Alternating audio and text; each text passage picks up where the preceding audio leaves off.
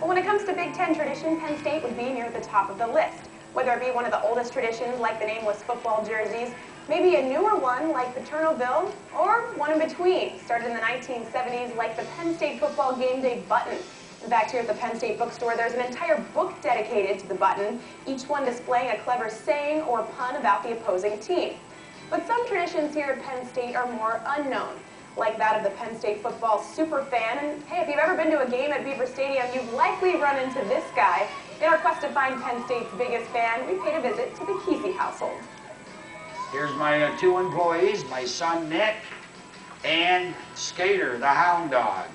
Everybody knows who Steve Keesey is. They see him out during the games with his lab coat, with his hat. Steve Keesey kind of looks like a cross between Kris Kringle and Colonel Sanders. Stephen Keesey, Penn State Superfan. So you've been around for 40 some odd years. How does it feel to be a Penn State icon?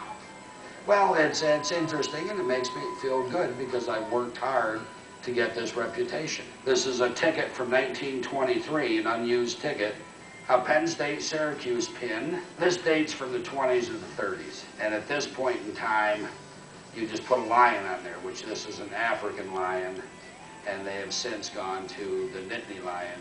What makes the Penn State football experience so special? Well, the people arrive early Saturday. They tailgate, which you'll see better spreads at some of these tailgates than the people fix for themselves at their homes. And then going into the game, and they like the cheering and everything. Students are very vocal here. And it's such a large stadium. In the smaller games, we get 90 or 95,000. There's a lot of schools out there that would like to get 90 or 95,000 fans into a game for any game.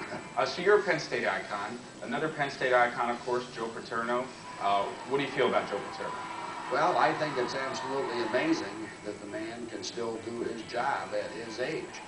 Very few people can do their career's work at age 83.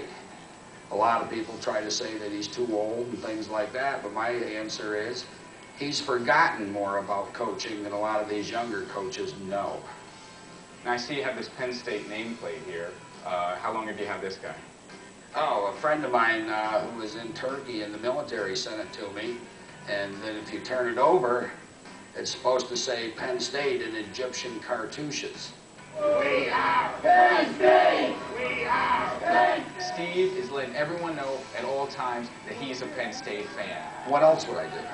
You know, when you live in State College, it's kind of hard to not be interested in football.